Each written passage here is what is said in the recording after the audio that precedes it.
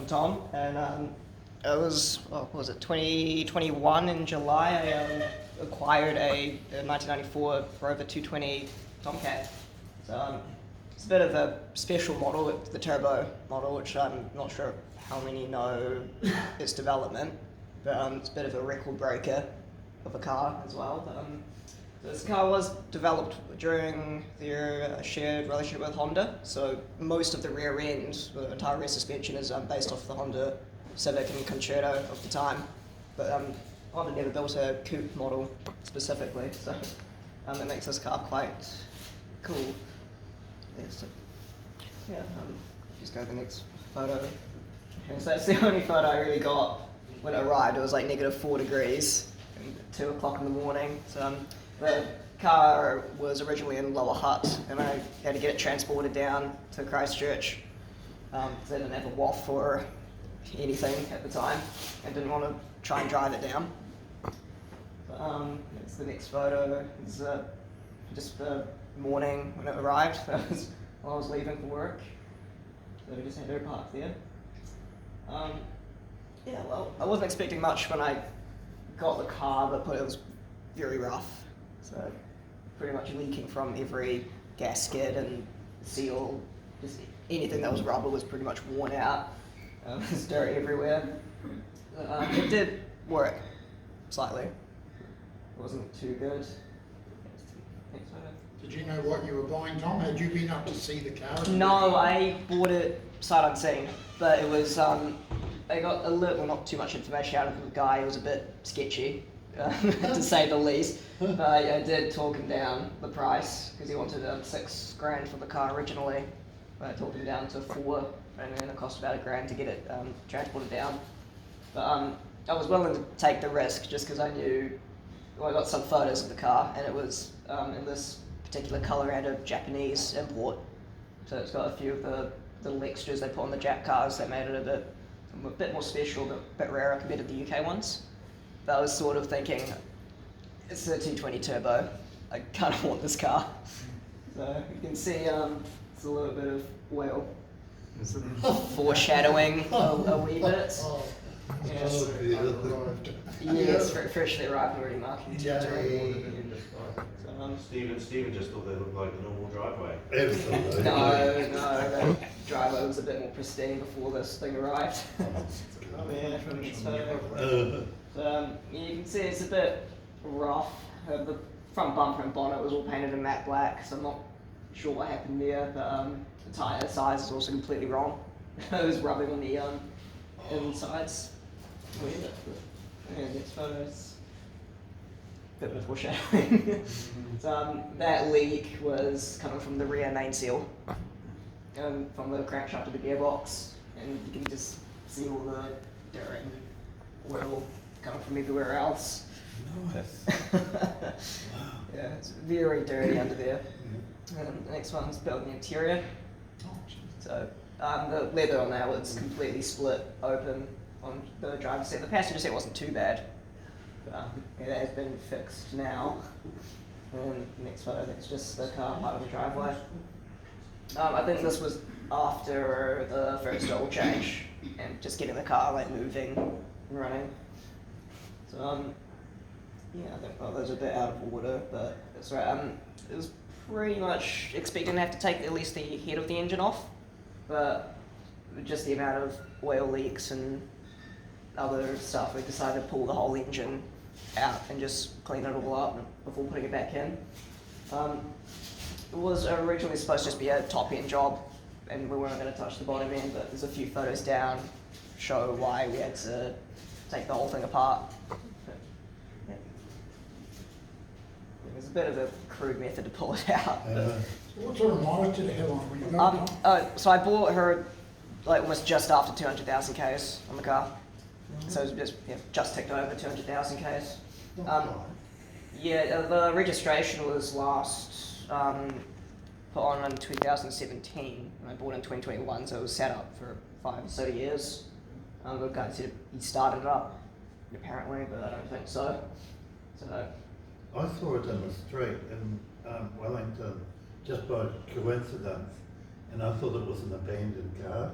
Yeah, I'm not sure where it was because the previous owner said that he got it from somebody who just had it sitting on the driveway, which probably explains with the paint peeling and everything, but I'm not sure how long it sat there on that driveway, but yeah, this guy kept it just in the garage, so it was not outside, but hopeful about the rust. So underneath it's actually quite clean, so there's no serious rust damage or anything, which is a good thing, one of the few good things about the car. Yeah, let's go over a few more photos. There's just this very slow method of pulling the thing out. That engine, it's a Rover T16 turbocharged engine on a PG1 gearbox.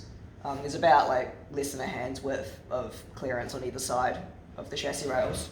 So to pull it out, we kind of just got to like tilt it almost vertically, just to slide it out underneath the gearbox. So there'd be a lot of disassembly to get to that point. Yeah, it's pretty much anything connected to the engine obviously had to come out, but we left the gearbox and the auxiliary attached. And I think left the radiators in there as well, but there'll be the intercooler that goes there, that had to come out. Yeah. Well, like half of the engine was just taken off, and then we just pulled the whole thing out as one unit just to make it a bit easier, hopefully a bit easier. So when you were taking that out, everything looks like it's being done outside? Yeah, the car was just undercover for the whole so time. did you manage to put a canopy over? Yeah, we just put the bonnet, the bonnet was taken off, we just put the bonnet on and then put a cover over the car during that time. The engine and everything stayed under shelters. Yeah, didn't really have a proper workshop to do it in. You essentially do the work in your driveway. Pretty much, yeah. Yeah. Wow. Yeah. Okay. So we try to do most of the work that I could do just on our own, just to save a lot of money. So any work that I needed special machining for it, so well, we took it to actual shops. You're adding a bit of weight to the proceedings here, Warren. Yep. Yeah. And how long do you think it would have taken you to pull the engine Well, out? that was, we started in the afternoon, I think maybe like 12 or 1 o'clock, and it took until almost sundown before the whole thing was put away. So, That's not bad. yeah, What was it difficult disconnecting the drive for the CV joint? Not really. It was that wasn't too tricky. It was mostly just finding everything else that was connected. There's the power steering, and then all the coolant hoses, and everything. So, 'cause, most of the engine loom was still attached to the car, so the engine loom just sitting in there. So the wiring looms were easy just to unplug? Yeah, it was all just unplugged, and it was only attached onto the rear of the intake manifold just by a little bracket. So it was just unplug that, and then unplug all the connectors, and it just came off. In the next few photos, you can see just how dirty that engine is. It was just completely covered in grease and oil. That was underneath the auxiliary assembly. I'm pretty sure the head gasket was leaking, so you can see where it's all coming from around the edges. These engines are known for leaking from the head gasket, especially with the early types. Is it just in the front corner? Is that where the front pulley is? Yes. The rocket, the front cover corner of the head? Yeah, so they leak from pretty much all the corners, and then there's the oil feed on the other side of the engine, Right. on the rear right corner that leaks quite a bit as well. If Okay. it's not looked after.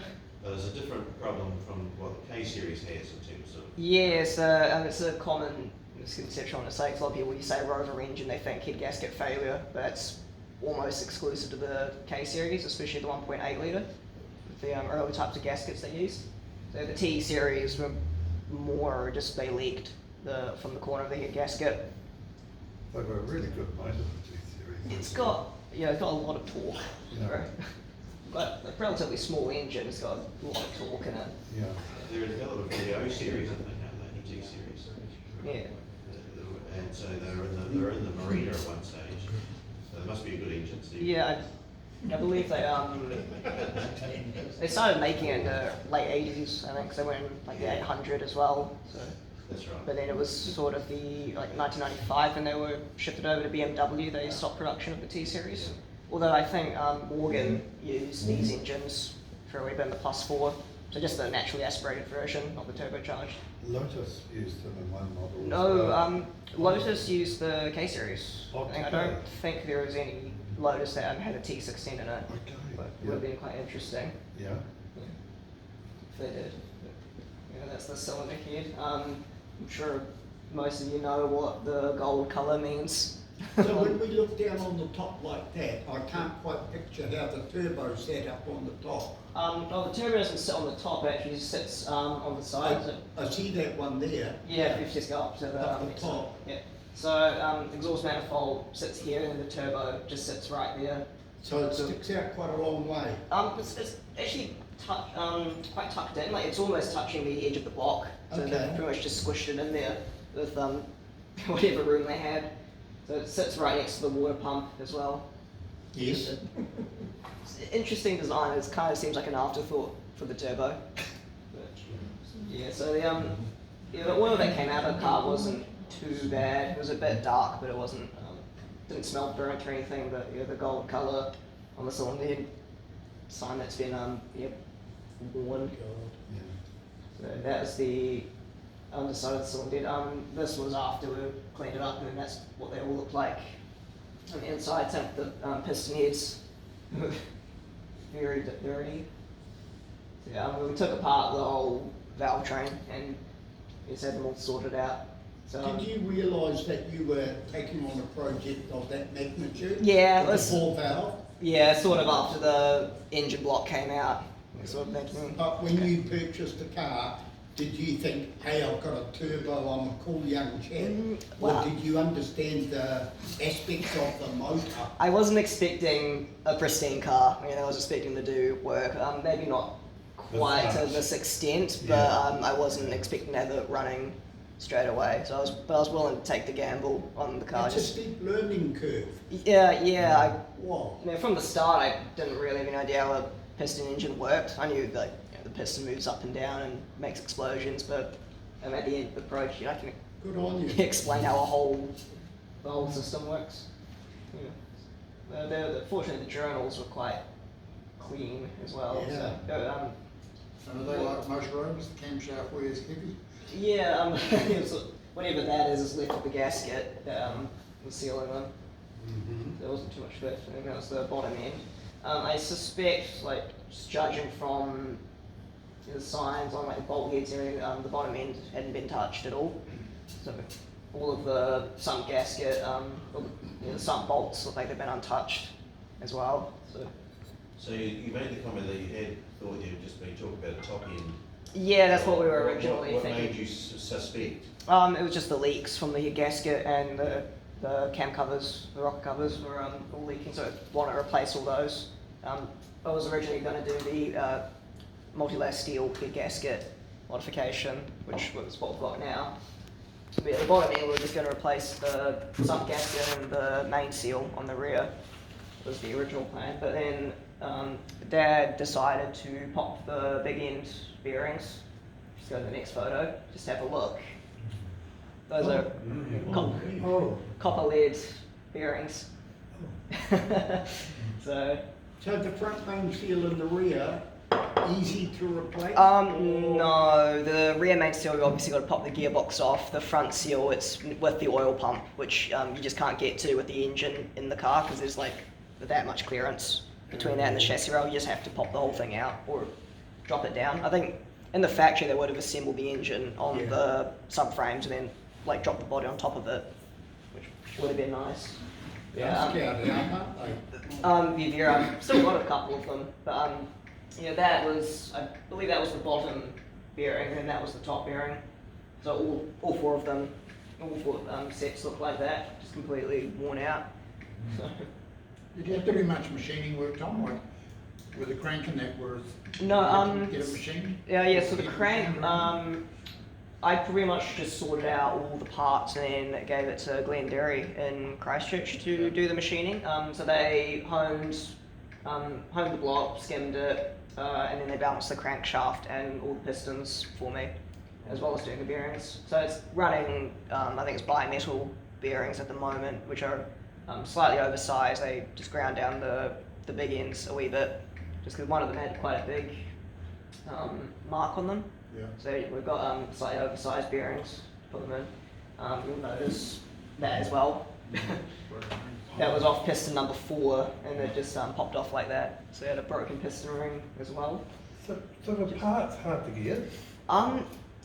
Some of them I got from rimmers. Most of them I got from rimmers. The piston rings and the crank bearings all came from rimmers, but it was the big ends I struggled to find. Yeah. So I ended up having to get some aftermarket oversized bearings that took quite a bit of time to find. So I'm not sure why they're quite difficult, but yeah, I was talking to the workshop guys, and they were thinking if I can't find anything, we're going to try and modify a set of bearings to fit it. So it would have been, we were just taking some bearings roughly the same size and just cut them down to fit. Yeah. Was the idea. So Yeah. something they'd done before, but it's just if I couldn't find any. But I can't remember where I got them from exactly, but I got a set of oversized bearings from somewhere in Europe. That was Right. not cheap. Had the engineers ever worked on one of these before? I don't think they worked on a Rover engine before. No, but they were That's great. yeah, but it's not too different from other engines of the Yeah. same era. So, Yeah. so yeah. Just another thing, Tom, the conrod looks quite short because it's a short dumpy piston. Yeah, Or is it's- the conrod a conventional length? I'm not 100% sure. I know it's a long stroke. It's quite a long stroke engine. So like when you're driving, you can tell just from the amount of torque coming from it. Because I think a lot of the Honda engines were more square with their bore and stroke. Right, So, okay. I think it's an 86 mil bore. Yeah. If I'm just off the top of my head, I'm not sure what the length of the conrod is exactly. Yes, the gearbox came off. I did pretty much all the gearbox work myself as well. So every single bearing and seal on the gearbox was replaced with new ones. You'll hear stories about the PG1 gearbox breaking its bearings on the output shafts. So just where the this one fitted with the Torsen LSD, and it runs bearings with plastic cages, which if you let the oil get too low or overheated, it'll break the bearings and just shred the LSD pretty much. And the next So photo- in the gearbox, you've got a main shaft and a cluster, or just? It's 2 shafts, so it's a main Oh, yeah. shaft and then I kind of think it's a secondary shaft or something. So we got another photo further down. So it's not too complicated with the gearbox, quite simple, but they're very modular. There's an entire group on Facebook just dedicated to the PG1 gearbox. But Lotus use them in the Elise models with the K-Series engine. Mhm. Yeah, they're very versatile, so a lot of guys that run them for motorsports have all sorts of different gears, like gear ratios and stuff. So bearings you were able to get bearings okay? Yeah, I just looked up the model numbers, part numbers on the bearings, and then cross-referenced them. Yeah. I got most of them from Poland, actually. Oh, really? Yeah, that was a little bit of an accident on the first attempted reassembly of the gearbox. Turns out it has been opened before. So that was, when I was putting it back in, it just made a loud popping sound. And I put a little crack in the side of the shell. So is the gearbox quite bulletproof in one of those? Because they're a high revving motor, aren't Not really. It's Redline's at 6,500 RPM. Yeah. So I wouldn't call that too high, but it's not like a Japanese engine. But yeah, it has to be quite durable for the amount of torque the engine puts through. But it's I know it's electronically limited from the MEMS system to limit the amount of torque because of the bearings. Okay. So it's higher than your Series 1 engine anyway. Yeah. But, yeah, the next photo, that one is the snap ring that holds the main shaft onto the top of the gearbox. You can see the grooves, so it looks like I couldn't have done that because I was just screwing it down by hand Yes, when I was yeah. assembling it, just to let it just set itself in. So I was just doing all the nuts by hand. It looks like whoever's been inside the box before didn't assemble it correctly and just clamped it down onto the snap ring, and it's just been run like that for who knows how long. Yeah. So you can see about the repair work. That's the completely empty engine block. I think that was just before we took it to the workshop for them to do their work on. Next photo, the snap piston ring from someone before.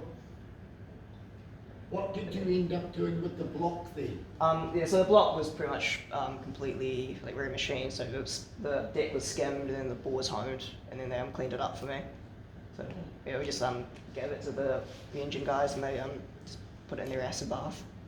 So I wasn't going to put it back in without it getting skimmed.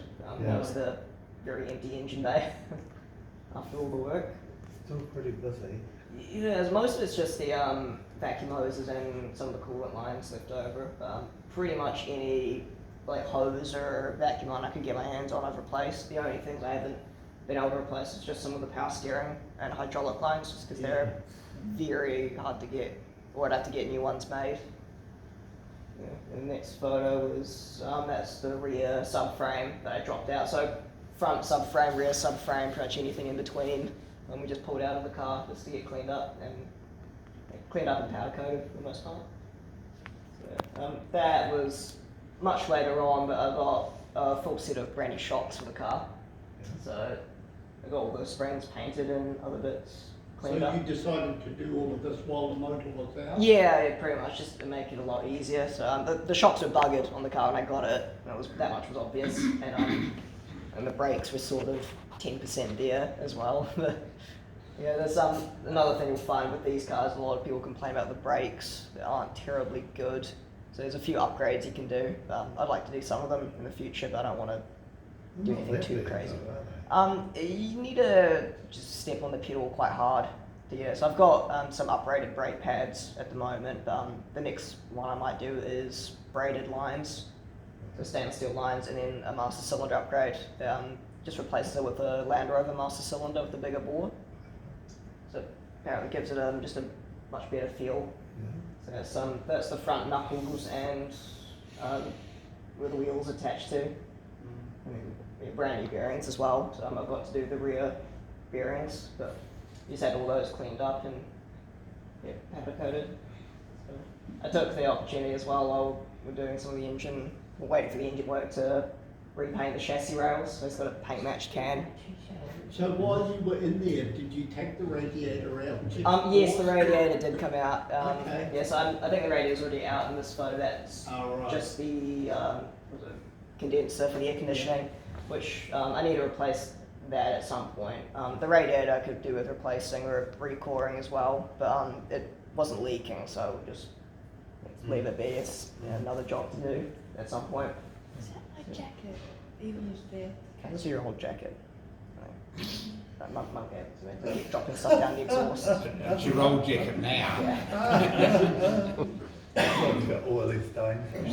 That's where it went. It's probably still there. Yeah, so That's the your paint wondering. chassis rail. And then the next photo is a nice collection of new bearings. Some of them were quite hard to find. It was that one specifically goes on the top of the main shaft. It's got a groove in it for the snap ring. All of those are modern, like uprated bearings. Did they recommend the NTN? I just went with the part numbers as cross-referencing whichever one I could find. So most of them are NTN. There's another brand, like 3-letter brand one as well. I think NSK or something. So just whatever one I could find, I got. Yeah. They all seem to be very reputable. So, the gearbox casings I got vapor blasted. So they took them in for sandblasting first, but then the sandblasting guys recommended I try and get them vapor blasted since they're aluminium. So it actually came out really nice looking. Yeah. So it was a very nice clean finish. Yeah. So I just coated in WD-40 to try and protect them. So the next one's just the new bearings going in. So just much stronger bearings with metal cages in them. Yeah. So that was a MG Rover new old stock part, which I think went in later gearboxes. So it's a bit beefier than the original one that went in there. I think next photo is almost fully assembled gearbox, but that's the whole thing. I don't put the phone there, but right there on that fork, the selector fork has had some welds on it. So it was how we knew somebody's been in there before. So not sure what happened. I can't find any damage on the gears themselves, but the fork's been welded back together at some point. Did the gearbox change between the early 90s to the mid or late 90s when they chuck the Tomcat away? Oh, I wouldn't know. I know the bearings are different. There's different models of the gearbox, slightly different Yeah. castings for sizes. The Tomcats had much bigger, like the bearing up here was much bigger, and then we've got two bearings here. I wonder. Yeah, okay. the smaller gearboxes just have one bearing here, and it's a much smaller diameter Okay. main bearing. Right. Yeah, they changed them quite a lot, so you've got all the different codes. I think this is like a C6 or something, but it's built specifically for the turbo engines. So if you can't put a K series engine Yeah. onto it, so it won't fit, and the gear ratios will be all off. So And that's- they use this engine in the 800, some versions of the 800 too. Yeah, the naturally aspirated engines will have something different. The Rover 600 also got this engine, so the 620 turbos, I think is actually rarer than the Tomcat, because a lot of them were broken to try and keep Tomcats on the road for the engines. Right, yeah. Or I know some people converted naturally aspirated Tomcats into turbo ones. So yeah, finding a genuine turbo is a lot rarer than just a standard coupe. So I believe in the UK, on the Facebook group, they said there's only about 60 to 70 of them left on the road. So in New Zealand, I think there's only 20 or 30 turbo coupes. It's one of those situations where 200 were made, of which 500 are on the road today. Yeah. Really? Yes. Yeah, so the next photo is the freshly cleaned up engine block that came back. So I ended up giving the engine guys the pistons and crankshaft, so they fully assembled it for us, the whole short block, and we just did the rest of the assembly of the gearbox and cylinder head at home, just to make it a bit easier. Yeah, so yeah, that's a little bit of the custom work I did. So every single coolant hose in the car has been replaced with Samco hoses.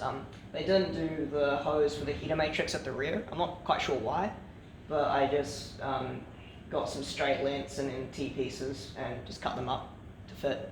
So I think it looks quite neat in there now, but yeah, it was a bit of a pain because I can't get that exact shape that this one's molded in. Yeah. But yeah, so I just decided the next best thing. I didn't really want to leave it in there because it was all hard and cracking. Yeah, so when I originally pulled it off, I think it's this piece up here is actually missing a whole length of it. You just snapped right off like plastic. The next photo is the new one installed. I ended up replacing the heater valve with one from a Honda. Actually, it's a Japanese part, because that thing just stopped working and started leaking out the top quite a lot. So that ended up requiring a bit of fabrication as well. So I just had to make up a little bracket to fit it properly. Yeah, so that's all been redone. And next few photos, it's the engine pretty much straight back in. Yeah, it did sit for quite a while without a lot of parts in there. So all the cables and stuff. I redid the whole engine loom. I don't think I added that photo, but I took the whole engine loom out, completely stripped it down of all the conduit, and then replaced any broken connectors, and rewrapped the whole thing, make it look nice and neat. So when you say it's set for quite a while, how long after you purchased it would it have reached this stage? So this would have been just under a year.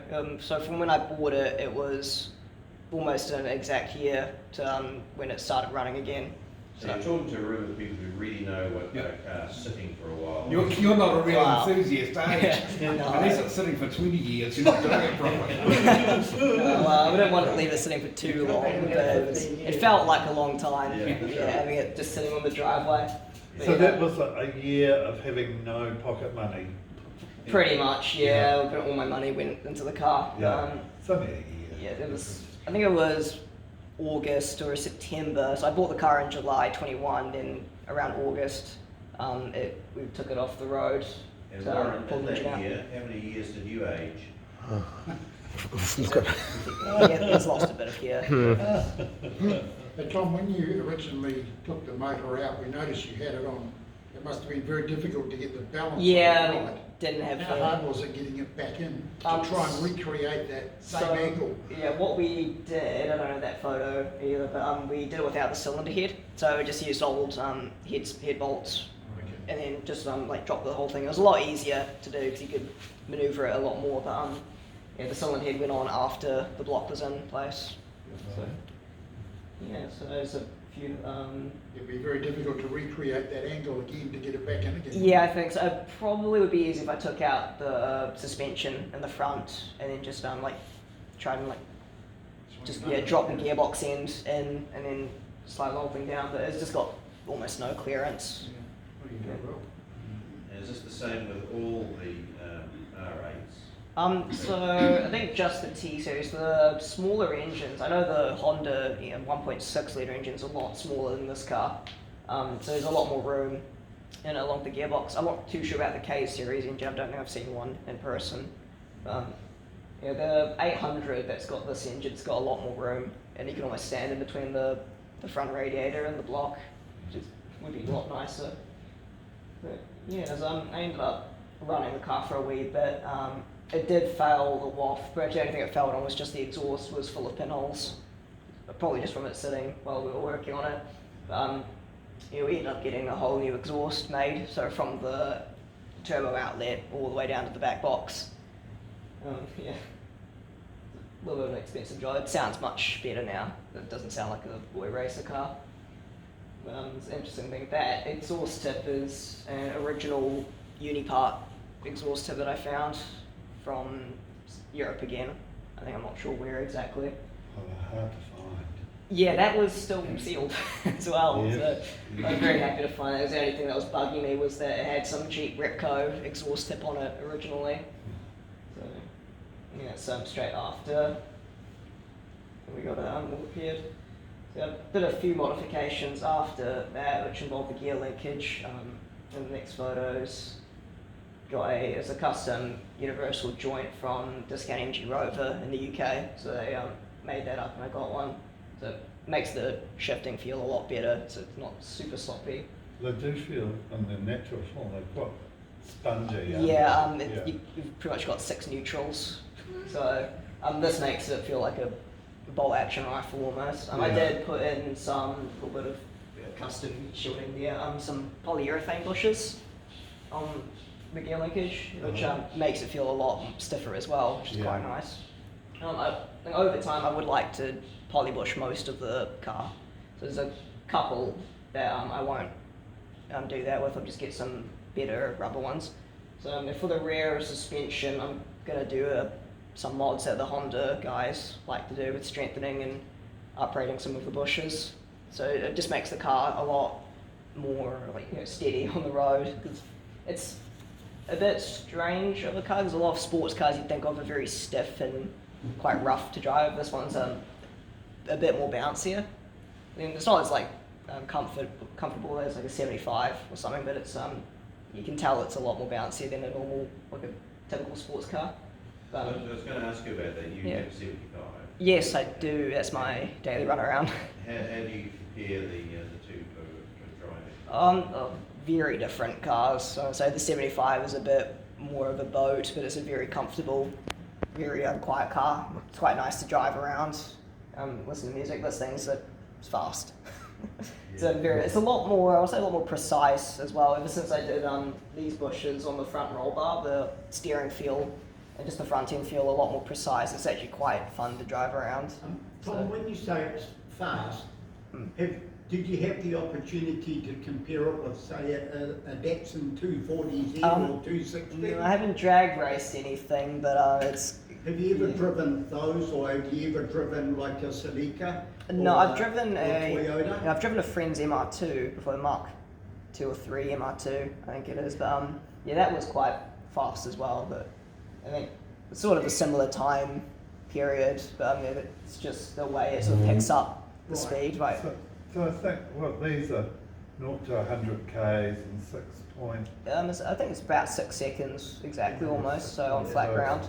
Yeah. Yeah, but, That's actually reasonably fast.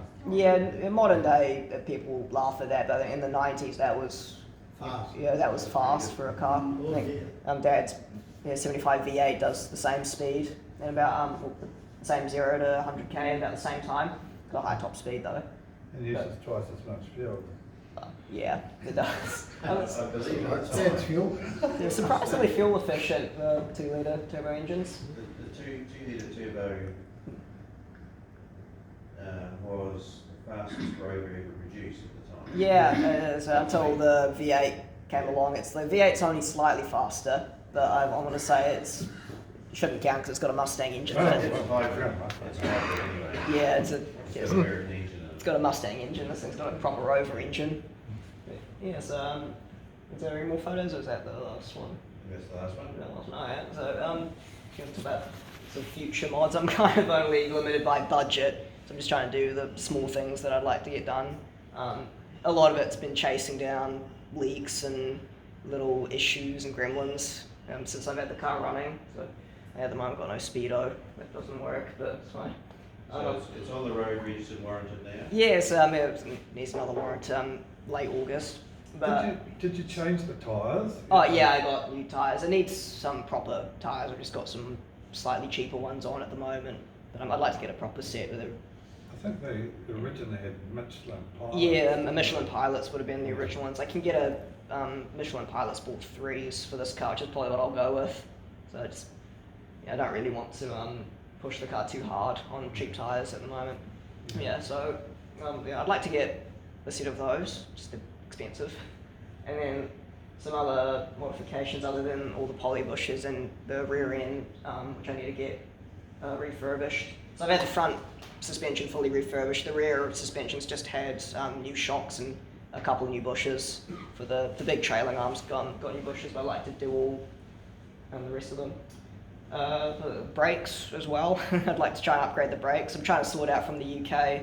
I'm getting a set of MG ZR brakes, so they're slightly bigger in caliper size, but they still fit under the original wheels because I want to keep the car looking as original as I can. So I don't like modifying cars, like putting them really low or anything. I like just some nicer quality of life modifications to make it feel a bit better. Yeah. I don't know. So, Any other questions, Tom? So lots of questions. Would you do it again? That's the logical question. Would you do it again? well, with what I know now, I probably wouldn't mind doing one again. I'd like to work on a MGF or a K-series engine. Would be something quite fun to do. My parents won't let me while I'm still living with them. But, Oh, how mean is that? Oh. we've got What does it cost today? total cost. I don't know the complete cost, but I've got to insure it for about 25k at the moment. So yeah, if you go with about $5,000 for buying and transporting the car originally, I've spent close to 30 grand maybe on repairing, doing the whole thing. It would have cost a lot more if I didn't do it all myself. But You borrowed from the interest-free bank of mum and dad. yeah, I did use the bank of mum and dad a bit. But I want to say the amount of knowledge that I've learned from working on this. Inheritance, Tom, that's all it is. Yeah, but Yeah. pretty much. Well, the solution to this work for the rest of us is you always write down the individual costs. Never add it up.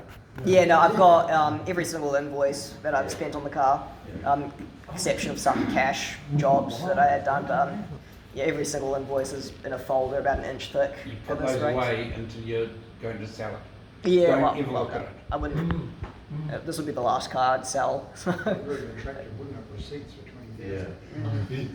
So what's your desire now, Tom? You've completed the task. Well, You're quite chuffed with it, obviously. yeah, well, it's back on the Really road. passionate, so where's it go now? So, other than the other modifications, I'd like to just drive it around a wee bit until it starts leaking again or something. But yeah, the bodywork needs quite a lot done. So I've done most of the critical mechanical parts. So now I'd just like to try and work on some body bits. I've got doors to replace the ones on this car. Yeah, some of the evidence that we looked at, it looks like the car's been crashed before.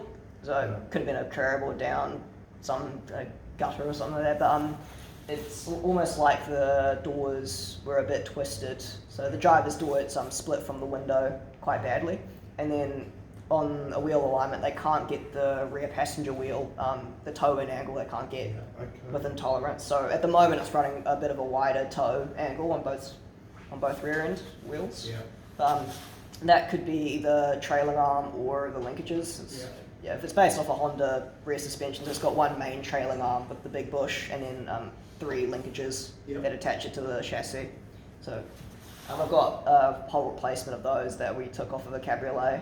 So the Cabriolet or any Rover 200 shares the same rear suspension. It's just the spring rates and the front suspension that changes a wee bit, and the roll bar thicknesses.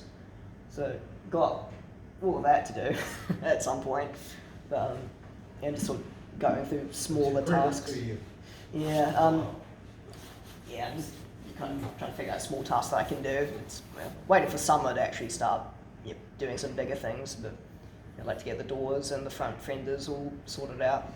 Have you got any front fenders? Yes, I do. I got them from the Cabriolet as well. So I've got doors from the Cabriolet that we're going to modify to fit the coupe windows. It shouldn't be too difficult. So they're they're just straighter, and they've got the like support bar through the middle of them. So this car's a bit of a weird one because in '94 they started changing some things with the airbag regulations and everything as well. But this car doesn't have any of that. It doesn't have any airbags or I think pre-tensioners on the seat belts. And then the doors on later cars have got just a bar that goes across them just for extra support and like strengthening. But yeah, side impact as well. But the doors that I've got, I'm going to have those, so I just like to put them in for a bit of extra support. Yeah. So yeah, you can. It's quite interesting just comparing the crash regulations between two generations of this car. I think they did a wee bit of cost cutting through the Yes. early 90s with them, you know, Yes. this was sort of the second phase, and This car would have been just before the cost cutting. I'm not quite sure the history of the car from Japan, but it was imported to New Zealand in '97, so I'd only spent a couple of years in Japan, which is I find that quite interesting because a lot of them have stayed in Japan for quite a while. I think the Japs like them quite a lot. Yeah. British Just cars. while they filmed the Fast and the Furious, you know, once they finished with it. Yeah, Send it out. possibly, yeah. But so it came to New Zealand December 1997, and then sat around for quite a while. But did it start in Wellington, did it? Yeah. I'm not sure. I only know from the previous owner, but yeah, the car came from Wellington. Yeah. When I bought it originally, but I'm not sure where it's been before then. So I can only see the odometer history on Car Jam. Yeah. So it's a bit interesting. It's been driven quite hard. I must Nice. say it looks like it's been. I think, you know, that there was a time casual car sales were wrecking quite a few, and they wrecked a number of Tomcats, you know. That, Yeah. And they young people just smashed them up. Yeah, because they went cheap, like very Yes. cheap. So they got a couple of grand, if any, maybe less than a grand. But it's just because they was turbocharged engine, relatively fast car. They just drove them until they broke. Because a lot of my friends around my age don't know what a Rover is, so they all think about Land Rover. But I explained it's the company that started Land Rover originally. What do they think of it? Well, some of my people I know, they think it's a Honda, which is partly true. They think it's quite cool. Yeah. But not many of them really know the complete history of the car specifically. So yeah, a lot of people who know their old British cars do recognise these things. But I know the '90s Rovers aren't as well known, I want to say, as the older ones are. Yeah. But I really like the '90s Rovers and the early 2000 ones. They're kind of my favourite generation of cars. Yeah. So yeah, it's bit different with my '75. Though a lot of my friends think it's like a Mercedes or something. They're always amazed at just how refined and quiet it is for a car. Drive around in little hatchbacks or something. What was the relationship with Honda Um, at the time of your Tomcat? I believe they started in the late 80s, but they just worked together with chassis designs. So Rover and Honda. I think there's a book on it. The Viking and the Samurai is what the title is. But the floor plan of the chassis is shared with the Honda Concerto. So there's a few of them around here, but they're quite rare actually because they're mostly imported. But so the Rover 600 is shared with the Honda Accord, I believe, and then the Rover 800 is shared with the Honda Legend. So most of them share the same components, like suspension components, but the engines vary. So the Rovers obviously use mostly Rover engines with a few Honda ones mixed in there. So yeah, you'll see 800s, early 800s with the Honda V6 just before the K-Series V6 was implemented. And then So you like the R8? I do like the R8s, yeah. I've got a deal for you. Just got chicken.